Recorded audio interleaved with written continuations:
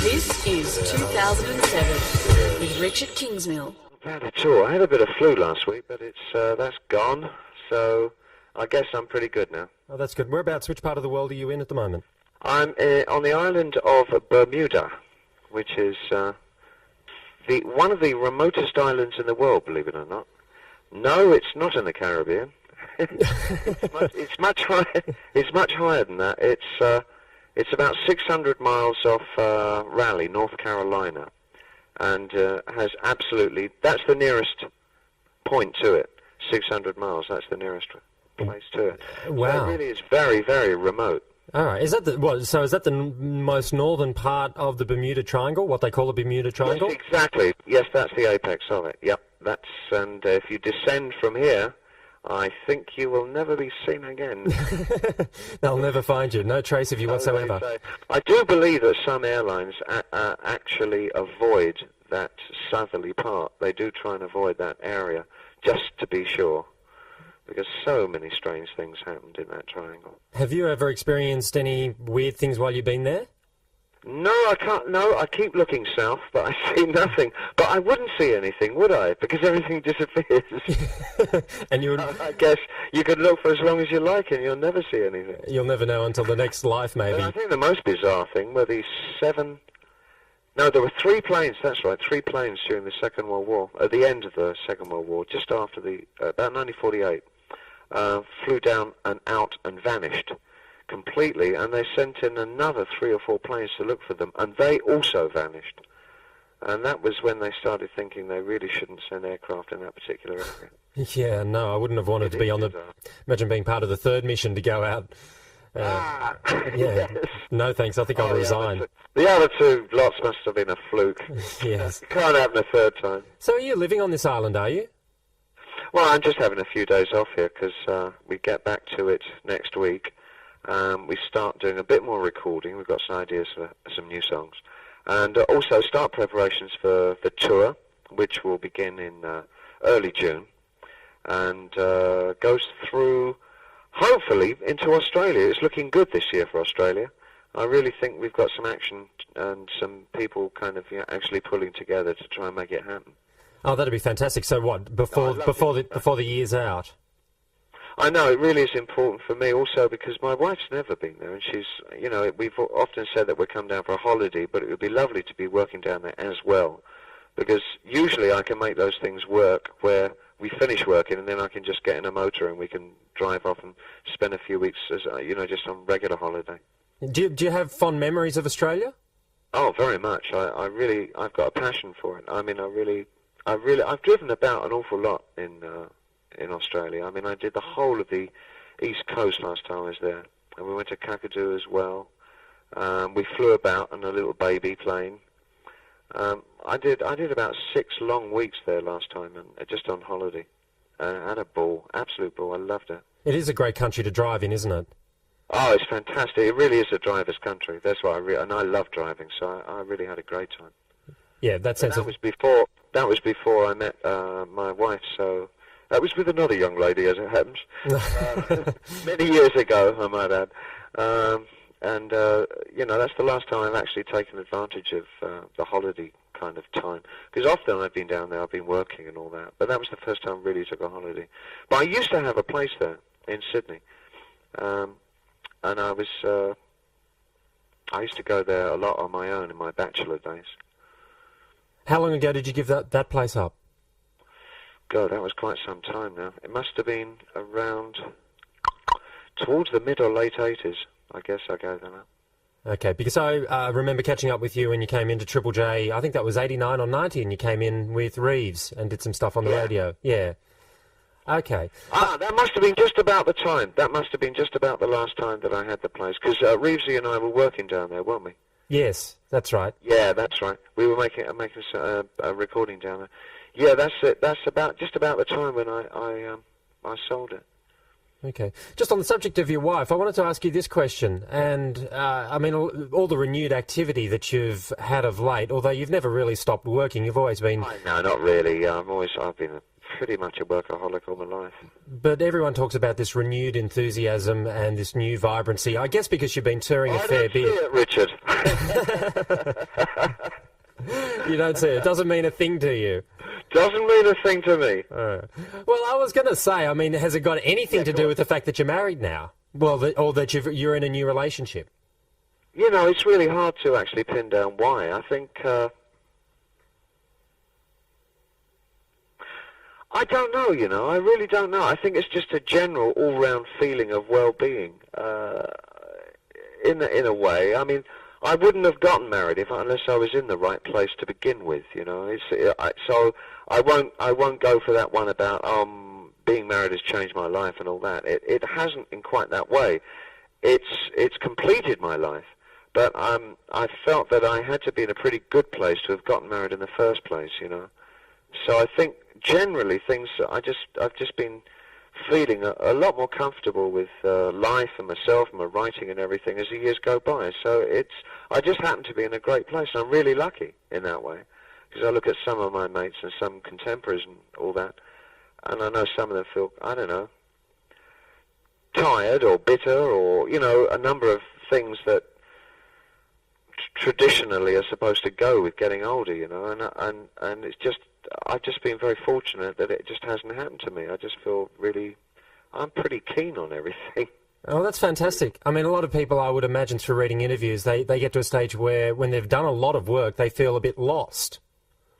Yeah, I know. I don't get that, because I really feel myself when I'm working, you know, and I'd feel it'd be really weird to just kind of stop.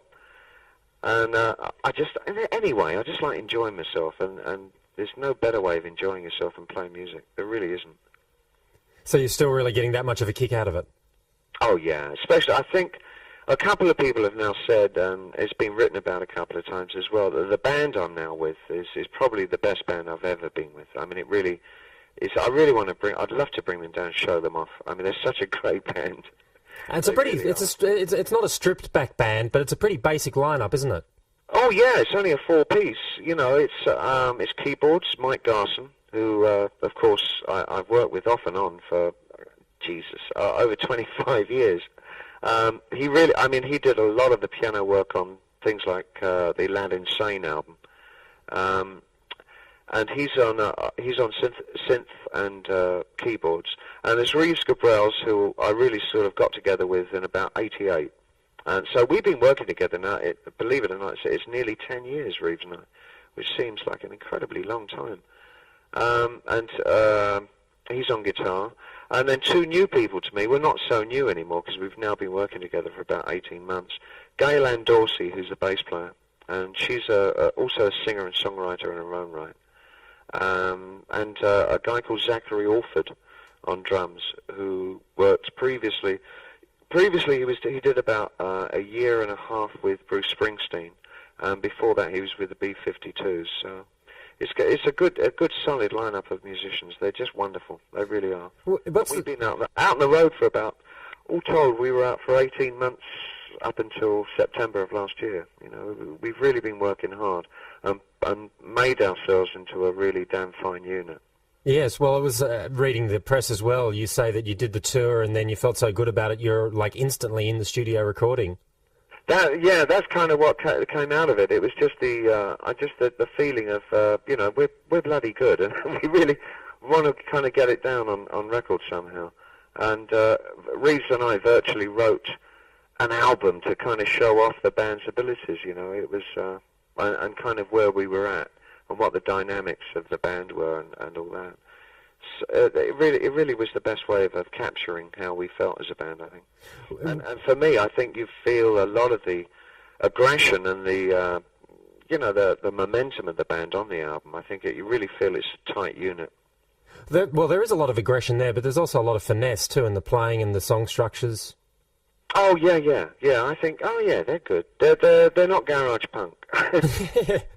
Yeah, it's not basic rock and roll. I mean, there's a lot of. But the one thing that it's quite clever. It's some of it's fairly complex actually, but I don't think it tries to be clever. You know, it has however complex the arrangements are, they come out, they're very muscular, so I think you can really feel them. You don't have to sort of think, oh, this is so musicianly or something, Even something like Battle for Britain, which is actually quite a complex piece of work, comes off, it sounds just like real pure rock, Yeah, I mean, the thing that came to my mind when I heard the album was that I thought it was more instinctual than intellectual. Would you agree with that? Very much, I absolutely agree with you. It really was, and it was written from that level. It was really a gut-written thing. We just got off on our sweet selves. Did you realise it was going to turn into such a great album in the studio, or the whole way through the recording process? Oh God, I think we hoped it would, because we thought we thought the quality of the album had to reflect what we felt like as a band, and we're a bloody good band, so it had to be good. Yeah. Do you hear, like a lot of people have, and myself included, do you hear the touches of the Bowie of past in this new repertoire of songs? I think so. I think, when I was writing in a very free way when I was younger, I think a lot of that is in there. I think it's unmistakably a Bowie album. I don't think there's an album around like it. Yeah, which prompts the question, in the past, have you ever stopped and tried to do things against your nature just because you wanted to do something different from all the work that you've done in the past? Leading question. I think I've done work against my nature, but not for those reasons. I've done the irony, of course, is that two of my best-selling albums, Tonight and Never Let Me Down, were albums that I really didn't like at all. Well, not one bit, and I really was working against my own instincts on those and trying to meet what I felt was an audience's expectations of what I should be doing after the Let's Dance thing. And the irony of those things, of course, is that you don't know, you think, why would people want to buy those kinds of albums, which I personally don't like at all? And yet, I remember that Low, which for me was one of my best albums I ever made, sold 3 or something, it's like, it's so disparate, it's like incredible. Well, the 80s, getting back to those 80s albums, the 80s was a very weird time, wasn't it? It was strange. I felt very uncomfortable in it, and I think probably there's something about the 90s that I really like. I don't know what it is. There's something in the air that I recognise. I think it's all the fragments flying around and all the chaos. It feels really, I know this stuff. I feel comfortable in this. Is it weird? Do you find it weird that you've got a place in the 90s, given that what you might have thought 10 years ago? Yeah, but I think so, because, around the 84, I didn't know where I was. I really didn't. And I was in half a mind to stop altogether and just go back into painting and sculpting and all those kinds of things and just do that full time. But really, my lifesaver was actually meeting Reeves, because he was from such a different background at that particular time, exactly the time when I needed it. I mean, his whole scene was, he grew up in Boston, and his whole milieu was the bands like the Pixies and Dinosaur Jr., and, they were the coffee bar crowd, that they all used to hang out together. And so I kind of got a taste of all that from him, and it just went on from strength to strength working with Reeves, And I just got back into my old ways of working, which was, in all honesty, is just working for myself and just writing for me and not trying to guess what an audience wants. And that has always been, my best work has always come out of doing that. Do you also see, I mean, the influence of Reeves Gabrels on you has been talked about a lot, and he is he's an extraordinary guitarist, isn't he? Yes, he is. Like him or loathe him. Does he love that? Does he love that reputation of basically... Oh, of course he does, yeah. He's a real subversive. I mean, he's certainly not a people pleaser. And he's... Do you ever tell him in the studio, maybe, Reeves, you've just gone one step too far this time? I don't think I dare. I mean, he wouldn't...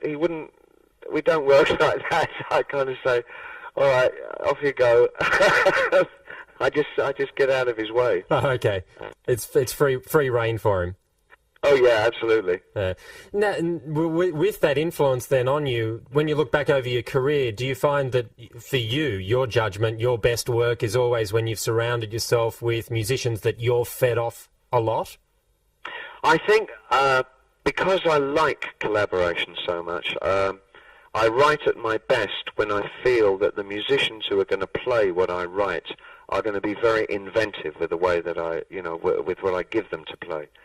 And I think that what I found in this band, there are no closed minds in this band. I mean, every musician is open to virtually the best of any kind of music. Garson can listen to outrageous hardcore punk and see elements in it that he can relate to in terms of very, very far out modern concrete or jazz. And he can also listen to classical music with the same ear. And this applies to everybody, both... also, Gail, of course, has got a really diverse background. She grew up was born and grew up in Philadelphia, and really trained through the whole soul school, in Philadelphia, growing up with all those musicians. But then she ended up playing with Gang of Four in Britain. So she moved from, like, hardcore soul to hardcore punk and political protest as well, So she's worked through so many different kinds of music in her in her short career as a musician. So everybody in the band has got major complex influences, and you just know that they're not going to play anything. You're not just going to get an average drum beat from Zach. He's going to be very inventive about what he puts down. And Gail is going to have the sensitivity of a soul player, but the aggression of somebody who understands white rock, frankly, So it makes for a really complex sounding, a really textured band. You know what I mean? Sure. And what about the influence of drums and bass, though? The jungle feel throughout a lot of Earthling. Oh, yeah, I think. Well, frankly, only on 3 tracks. The rest of it is pretty standard, either tech or industrial, I guess. But the 3 pieces that I put on there, they've got drums and bass on. I like it very much as a genre. I actually prefer the early drum and bass. Some of it's getting a bit wimpy now, and they're starting to get too many string pads on it, and it's becoming kind of accessible drum and bass, and I don't like that so much. I like the early stuff when it was really aggressive and mainly black. That was the stuff that I really liked. But now all the whites have jumped on it, me included. Some of it is starting to get,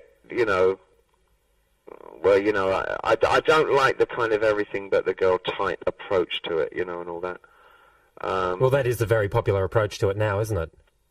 Yeah, but that's not what I heard in it. What I heard in it was that great cry of the late 20th century. It was really aggressively chaotic. It had this fabulous pulse in the bottom, like a heartbeat, and this kind of chattering dialogue going on over the top. And those 2 elements of the bass and the snare drum really captivated me. And I thought, this is an incredibly pertinent music to our times. It really is great. It is very, and that's why in the pieces that we do, like Battle for Britain or Little Wonder, it still has a real kind of hardness to it, a muscularity to it. I didn't want it to start getting soft and cushy kind of approach. Yeah, no lightweight stuff. Well, No. with your fans that come and see you play live, what is their response to some of that stuff, some of the really hard jungle stuff? Hopefully, you'll be getting we did a show just around my birthday the other month at Madison Square Garden, and we played about 7 of the album cuts in the show, and the response is absolutely terrific. And I think you get that show, hopefully, the next couple of months. It'll be on your TV screens. All proceeds going to Save the Children's Fund, I might add. That's nice. What did it mean turning 50 for you? Not being 49 anymore, quite honestly. And I wouldn't have noticed if everybody hadn't pointed it out. It was one of those things. I just slid from a graceful 25 to a dignified 50, and I didn't notice the years in between. It was just like a blink of the eye. The blink of the eye, and there I was. Yeah. Well, there was a lot of celebrations going on around the fact that you turned 50. One that I would have loved to. We really let it hang out. Did you get a bit embarrassed at one point or at any point? I tell you what, the funny thing was, my wife organised a party after the show, and brought in half the people that have ever travelled through my life from like the last 40 years.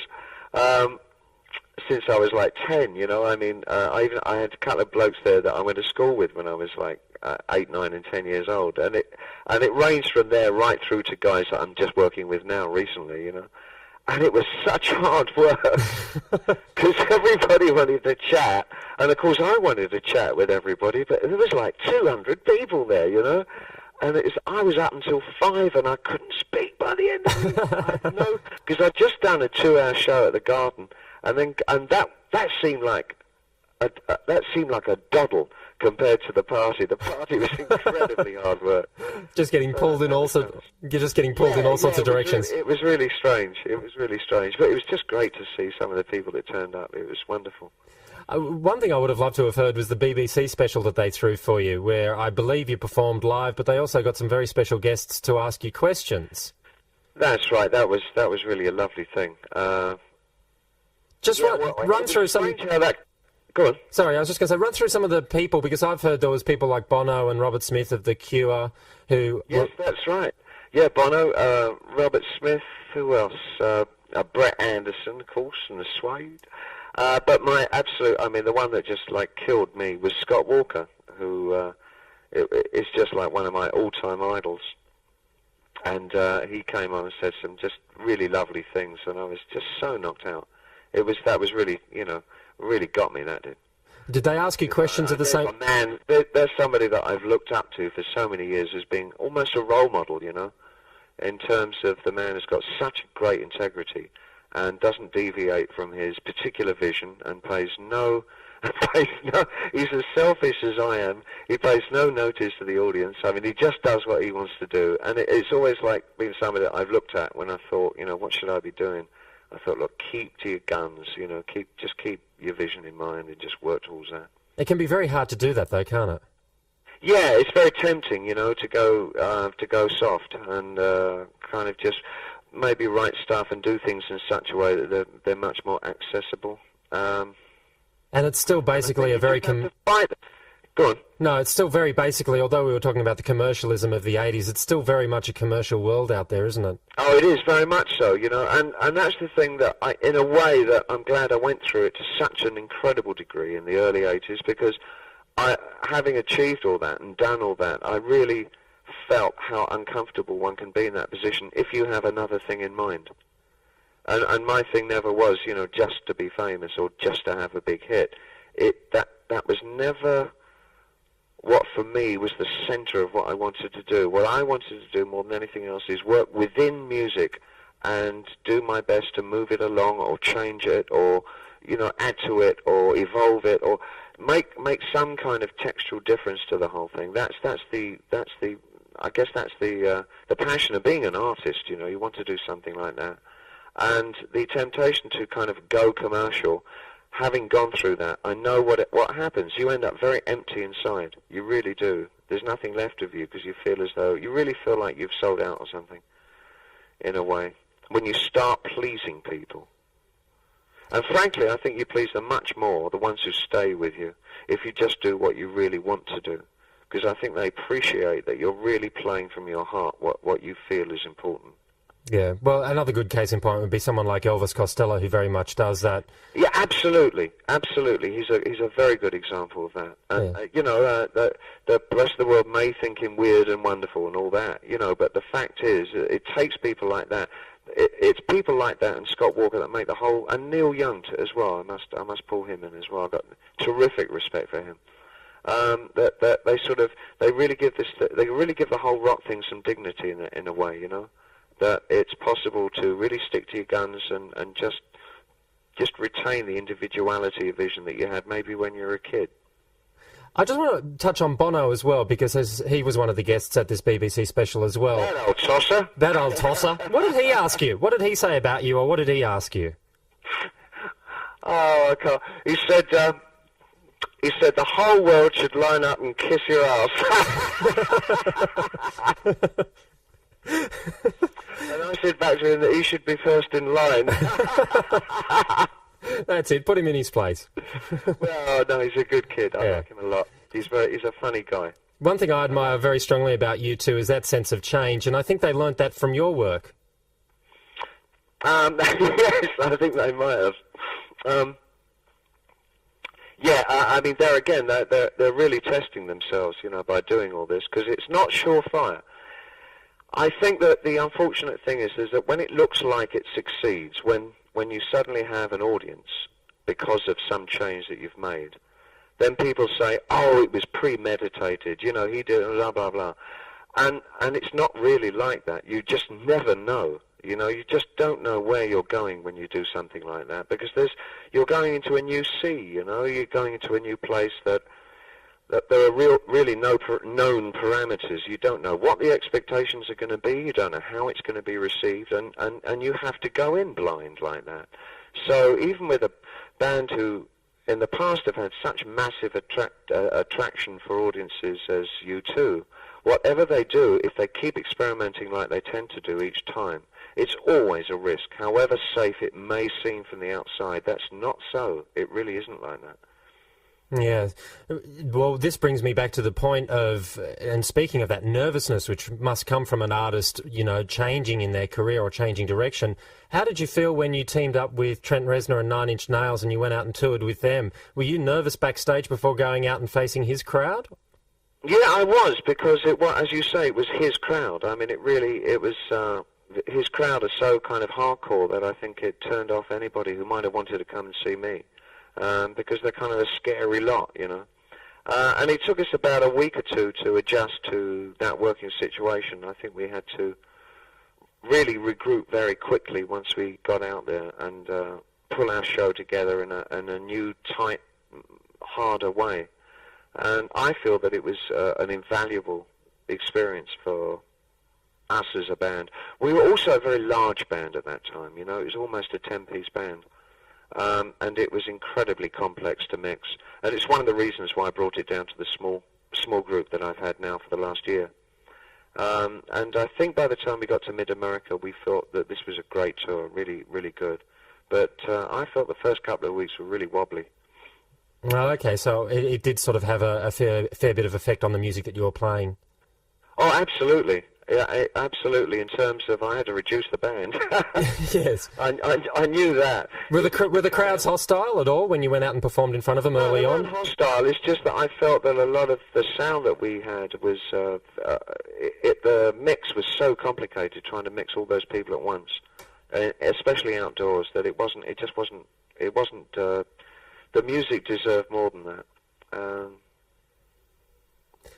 But I think overall it was a good tour, and I'm glad that we really did it. And by the 7th or 8th week, I thought it was really bloody good. Oh, that's good. Are you quite friendly with Trent? Did you get along well on tour? Yeah, extremely well. I like him a lot. He's a very nice guy. Do you like his work? No, we're still in touch. We often call each other. Okay. Do you like his work? I do, and I'm glad that he was. I really felt it was big of him to kind of make a point of how important my work was on what he does. A lot of things like Breaking Glass's influence on something like Closer, and those kinds of things, and the sound the sounds that I was fooling around with on the 4 albums that I did at the close of the 70s into the 80s, Scary Monsters and Low and all those things, were a fairly important part of the construction of music that he makes. So I was really quite chuffed that he was big enough to say that, Is there a two-way thing happening as well? Because at times when I listen to Earthling, I hear maybe there's a touch of the Nine Inch Nails of today influence rubbing off on your sounds. It would be interesting to know exactly how that works. Reeves has always been a huge fan of Ministry, so you might also hear a bit of that as well. I think we probably have hardened the drum sound in a major way since working with Trent. But I think most of the other things are pretty effectually the kind of work that I've always done. But I would say the drum sound particularly is altered since I worked with Trent. It's become a lot harder and a lot more industrial in a way. All right. Is 7 Years in Tibet still your favourite track from the album? I think so, yeah. I think it is. It's a passionate piece to play on stage. I really like playing it on stage. It feels great as a stage piece. Have you ever been to Tibet? No, I've known a few Tibetans, though. Okay. Known a couple of Tibetans. I had a Tibetan teacher when I was a kid called Chimi Yungdung Rinpoche, who was my teacher virtually for 2 or 3 years. And I was a member of what was called the Tibet Society way back then, when it was sort of, when you're kind of young and idealist, I guess, we were sort of protesting the invasion of Tibet by China. And 30 years later, we're still there. You know, nothing has really moved. And it was, more than anything else, it was the lectures that the Dalai Lama has been doing over the last couple of years that kind of really prodded me a bit and made me feel quite guilty that I've known about this situation quite well and quite intimately for many, many years, that I hadn't actually, you know, come out and made my stance on what I feel about it. So I guess that song in a way was to make some kind of amends to you know, sort of ignoring the situation. Yeah, you just hope through time, and because it is such a long time situation, you just hope that something is going right behind the scenes and you're just not hearing about it. I just can't see it happening. Yeah. I really don't know. I mean, you know, you can have some kind of enthusiasm for the new government that possibly does have greater affinity with another way of doing things, but I just don't see them leaving an occupied land now, as they've made such... Well, just gauging what their reaction was, the Dalai Lama came here to Australia last year, and just judging the reaction that the Chinese government threw at the Australian government for even meeting him, just shows you how deep-seated this issue is for them. It is deep-seated, and one of the sort of, you know, the unforgivable things comes from my country, England, who at the end of the war signed a treaty with Tibet to defend it in all circumstances. And naturally enough, as soon as the Chinese moved in there, the English turned their backs on it, because big country like that, small country like Tibet, hey, it's not worth a worry, you know. And but we just completely reneged on the agreement that we had created with Tibet to defend it. We did absolutely nothing, and we were fully aware of the genocide that was being committed in Tibet in the first few years after the 56 uprising and the first invasions. You know, there was just dreadful, dreadful death there. Okay. Well, look, one final question, David, and also kind of on the subject of the British government and the British Empire. I have to ask you this question, and I'm sure thousands of people have already asked you this, and you must get very tired when you want to wear something or change the colour of your hair or do anything with your music. Everyone goes, why are you doing this, David? But why are you wearing a Union Jack suit these days? What I don't understand is why anybody should expect that I actually know why I do what I do. Half the time, I have no idea. So much of what I do is just intuition, you know, it's just kind of a gut response to the times. There was something about I don't know, there was something kind of funny about the Britpop thing. It was like a metaphysical empire being created. And so my 18th century frock coat in the Union Jack style, much similar, also a pun on the old Pete Townsend jacket of the 60s. But, you know, the one that I've got, if you'll notice, is pretty well hacked up and it's torn and deconstructed. It's like the tatty remains of a metaphysical empire. So I suppose, looking out over a field with absolutely nothing in it, I mean, it was sort of, you know, it's kind of... I have a love-hate relationship with the country. Sure.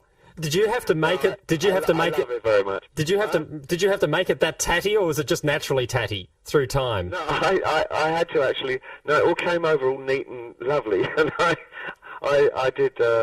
got a knife out and I ripped it apart a bit, and we poured old coffee over it, I think, to make the stains and stuff. But it's a nice bloke that I work with, a guy called Alex McQueen, who's one of the major designers in Britain at the moment. He wasn't when I was working with, because we started working together quite some time ago, but he's become this year's flavour now. But he's great because he's terribly subversive. His whole approach to fashion is really, it's influenced by both Dada and punk, you know. I mean, he just took over I think it was Givenchy in France, and just paraded out his new stuff out there, and they gave him, I couldn't believe what he was putting on. It was so bizarre and out of character with Dior and all that, you know, that I think the press really had a go at him, and he loved it. Well, has anyone had a go at you for wearing this Union Jack, loyalists or anything like that? No, they probably didn't notice. I don't know, maybe they're colourblind. Okay. You wait till I wear the Australia one over there on me tour. Well, yeah, I mean, do you wear this garb on stage, do you? Well, no, that was kind of last year. I don't suppose I'll be wearing it anymore. I've got some new stuff for this year. All right. You Well, just have to wait and see. okay, we might send you over an Australian flag and you can consider it anyway. Okay. I'll give it to Gail to wear as a dress. It'd be a nice kind of 18th century crinoline made out of an Australian flag. It'd be quite nice, wouldn't it? Yeah, no, yeah. It's so long as, you know. Gail, believe me, it would look fabulous. Yeah. I don't know whether you dyed your hair to suit because I mean red is a very hard colour to wear. I don't know whether you had to sort of change the colour of your hair to match the red in the flag. No, actually, it's been quite some time now, and it started on the festivals, you know, because we were doing a lot of daylight shows, and just to let audiences know where I was on the stage, I dyed it red. 'Cause there's no lights during the day, so I thought, oh, well, they won't miss me, mate. I'll dye my hair red. Yeah, okay. I just went to a big outdoor festival only a couple of weeks ago here in Australia, and they had a black backdrop. And of course, during the day, yes, as you said, there's no lights, and all the bands in Australia love to dress in black, and it was almost impossible to see any of them. Exactly, everybody disappears. That's right. It was like, is the band on stage? That wasn't happening to me, I'm telling you. Yeah, where are you? You got to wear whites, you know, and then you stand out. Actually, yeah, that's absolutely right. That's absolutely right. Okay. Thank you very much for your time, David. I really, My pleasure. really love this new album. I think it's an excellent album, and we've started, you know, playing quite a few tracks off it already. I know. I heard great things. Lots of people have said Triple J have been really on it, and that's a knockout. I'm really pleased about that. The next single's going to be Dead Man Walking. Ah, right. It should be out in just a few weeks' time, I think. We've got a fantastic Moby mix. Moby did a wonderful mix of it. And there's another one by, you know, Danny Saber from Black Grape. Oh, yes. He did a really thumping mix as well. So we've got two really lovely mixes on it.